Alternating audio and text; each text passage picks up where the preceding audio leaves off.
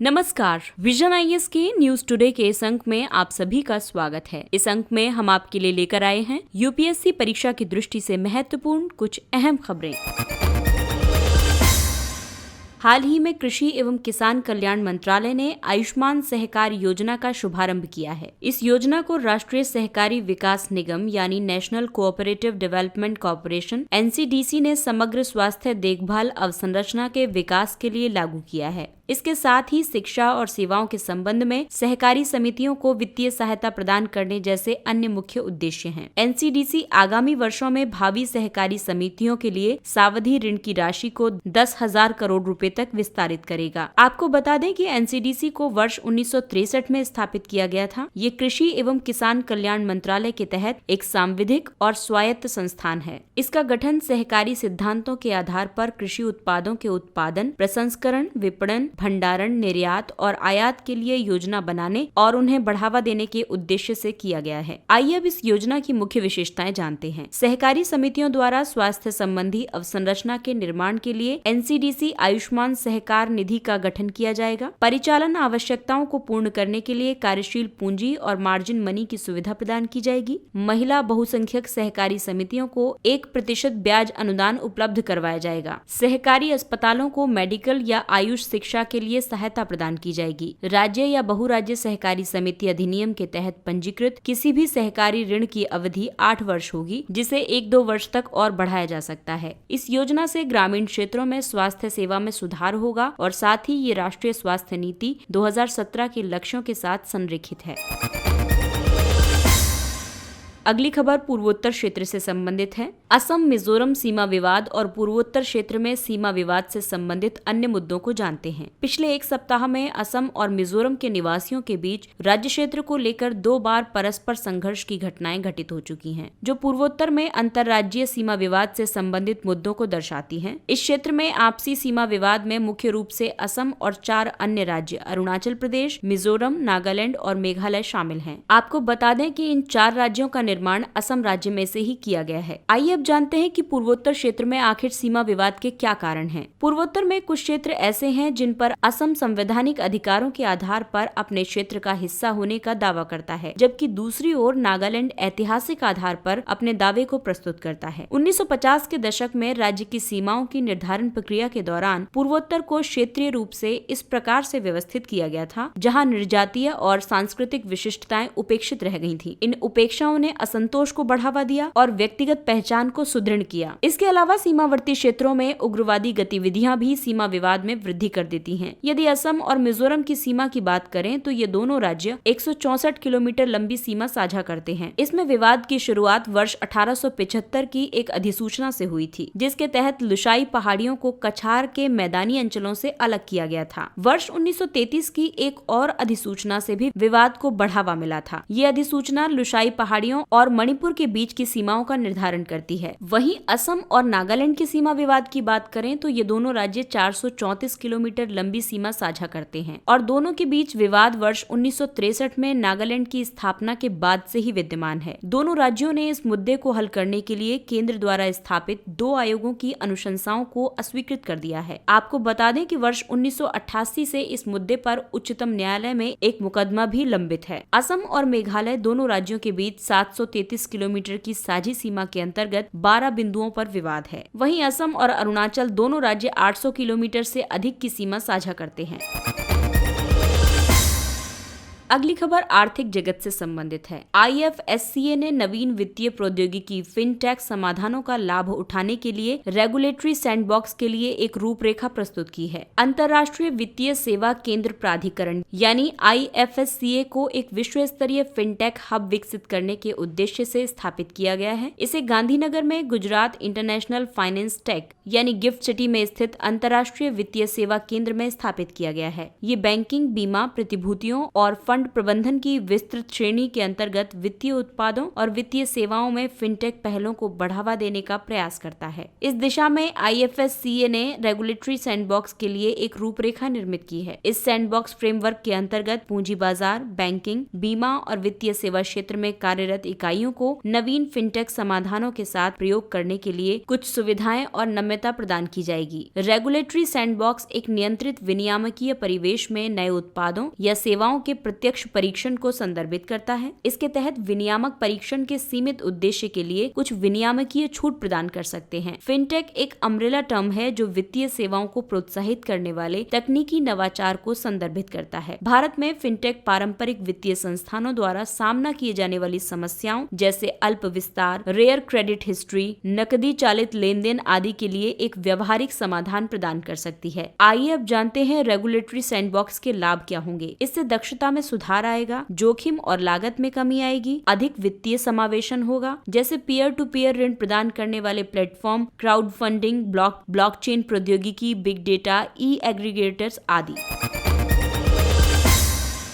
अगली खबर कृषि क्षेत्र से संबंधित है। अनुबंध कृषि कानून के लिए समयबद्ध विवाद समाधान मानदंड अधिसूचित किए गए हैं। हाल ही में केंद्र सरकार ने अनुबंध कृषि पर बने कानून यानी मूल्य आश्वासन और कृषि सेवाओं पर किसान सशक्तिकरण और संरक्षण समझौता अधिनियम के लिए नियमों को अधिसूचित किया है। आइए अब जानते हैं इन नियमों के तहत कौन कौन से उपबंध किए गए हैं। इसके तहत कृषि समझौते का मतलब है किसी भी कृषि उपज के संबंध में किसान या किसान उत्पादक संगठनों और प्रायोजक यानी कृषि उपज खरीदने वाले व्यक्ति के बीच एक लिखित समझौता। नियमों के तहत कृषि समझौते की अवधि न्यूनतम एक फसल का मौसम या एक उत्पादन चक्र या अधिकतम 5 वर्ष तक की हो सकती है। कुछ विशेष प्रकार की कृषि उपज के मामले में एक एकल उत्पादन चक्र 5 वर्ष से अधिक समय तक चल सकता है। मूल्य निर्धारण तंत्र की बात करें तो उपज को कृषि समझौते के अंतर्गत प्रावधानित उचित मूल्य पर खरीदा जाना चाहिए। मूल्य को बाजार के अनुरूप निर्धारित किया जा सकता है और ऐसे मामले में न्यूनतम गारंटीकृत मूल्य निर्दिष्ट किया जाना चाहिए। नियमों के तहत विवाद समाधान उप संभागीय दंडाधिकारी यानी सब डिविजनल मजिस्ट्रेट दोनों पक्षों के समान प्रतिनिधित्व वाले सुलह बोर्ड का गठन करके विवादों के समाधान में सहयोग करेगा। इसके अलावा इन नियमों के तहत राज्य सरकार को भी कुछ अधिकार दिए गए हैं। राज्य सरकारों को किसानों को भुगतान करने की रीतियों और तरीकों का निर्धारण करने, पंजीकरण प्राधिकरण का गठन करने और उसकी संरचना, शक्तियां और कार्य निर्धारित करने तथा पंजीकरण संबंधी प्रक्रियाओं और किसी भी अन्य मामले के लिए नियमों को लागू करने का अधिकार प्राप्त होगा।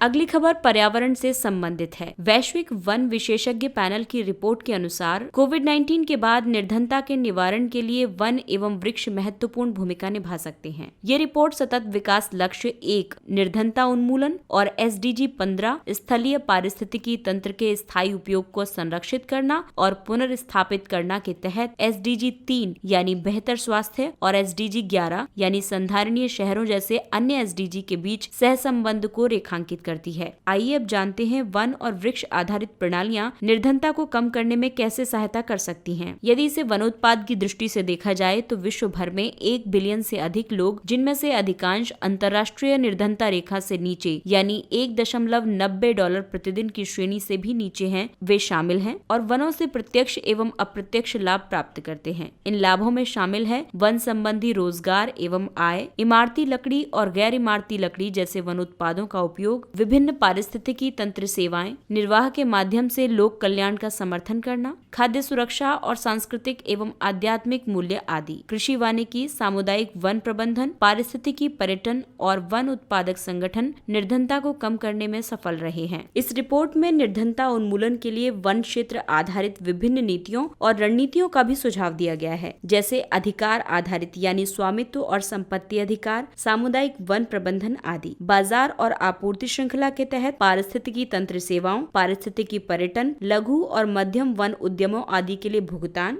इसके अलावा वन एवं वृक्ष प्रबंधन के तहत कृषि वानिकी और वन रोपण आदि शामिल करने के सुझाव दिए गए हैं। आइए अब जानते हैं कुछ संक्षिप्त किंतु महत्वपूर्ण खबरों के बारे में। श्योरिटी बॉन्ड्स, प्रतिभू बॉन्ड्स। प्रतिभू बॉन्ड एक त्रिपक्षीय समझौता है जो सभी पक्षकारों पर विधिक रूप से बाध्यकारी होता है। इसके पक्षकारों में शामिल हैं प्रिंसिपल यानी मुख्य देनदार। वे भविष्य में किए जाने वाले किसी कार्य की गुणवत्ता की गारंटी के लिए बॉन्ड की खरीद करते हैं। वहीं बाध्यताधारी वो हैं जिन्हें संभावित वित्तीय नुकसान से बचने के लिए बॉन्ड की खरीद के लिए प्रिंसिपल की आवश्यकता होती है। इसके अलावा तीसरा पक्ष है प्रतिभू कंपनी यानी श्योरिटी कंपनी। ये बॉन्ड जारी करती है और एक विशिष्ट कार्य करने के लिए प्रिंसिपल की क्षमता की वित्तीय रूप से गारंटी प्रदान करती है। प्रतिभू बॉन्ड्स इस संबंध में वित्तीय गारंटी प्रदान करते हैं कि अनुबंध पूर्व परिभाषित और पारस्परिक रूप से सहमत शर्तों के अनुसार पूर्ण हो जाएगा। Frontier technologies cloud innovation centre, इसे नीति आयोग और अमेजन वेब सर्विसेज द्वारा आरंभ किया गया है। ये Amazon Web Services CIC global programme का एक भाग है जो सरकारी एजेंसियों, गैर लाभकारी संस्थाओं और शैक्षणिक संस्थानों को चुनौतियों का सामना करने और डिजाइन, नवाचारों या विचारों का उपयोग करने के लिए एक अवसर प्रदान करता है। ये डिजिटल नवाचार के माध्यम से कृषि और स्वास्थ्य जैसी गंभीर सामाजिक चुनौतियों को हल करने के लिए स्थानीय नेतृत्व के सहयोग से परियोजनाओं की पहचान करने एवं प्राथमिकताओं को सुनिश्चित करने का कार्य करेगा।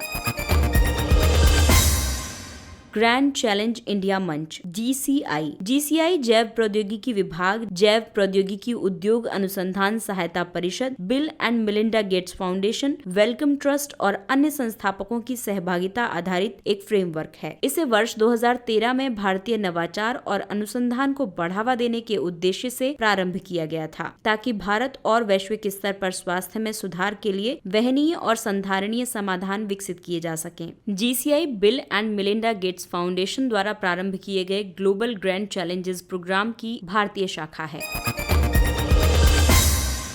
ओसिरिस रैक्स क्षुद्रग्रह से नमूना वापस लाने के लिए नासा का प्रथम मिशन है। इसे वर्ष 2016 में प्रक्षेपित किया गया था। इसका उद्देश्य वैज्ञानिक अध्ययन के लिए एक क्षुद्रग्रह से प्राचीन और अपरिवर्तित नमूने को एकत्रित करना और उसे अनुसंधान के लिए पृथ्वी पर वापस लाना था। ये क्षुद्रग्रह बेन्नू की सतह पर स्पर्श करने और उसके भौतिक एवं रासायनिक गुणों के संबंध में सूचनाएं इकट्ठी करने का प्रयास करेगा। ओसिरिस रैक्स शीघ्र ही क्षुद्रग्रह की सतह पर उतरकर असंगठित मलबे को एकत्रित करने का प्रयास करेगा। मालाबार 2020 नौसैन्य अभ्यास, ये भारत, संयुक्त राज्य अमेरिका और जापान के बीच एक त्रिपक्षीय नौसैन्य अभ्यास है। भारत और चीन के बीच पूर्वी लद्दाख में उत्पन्न सीमा संबंधी विवाद के बीच भारत ने अगले महीने आयोजित होने वाले मालाबार नौसैन्य अभ्यास में ऑस्ट्रेलिया को भी भाग लेने के लिए आमंत्रित किया है।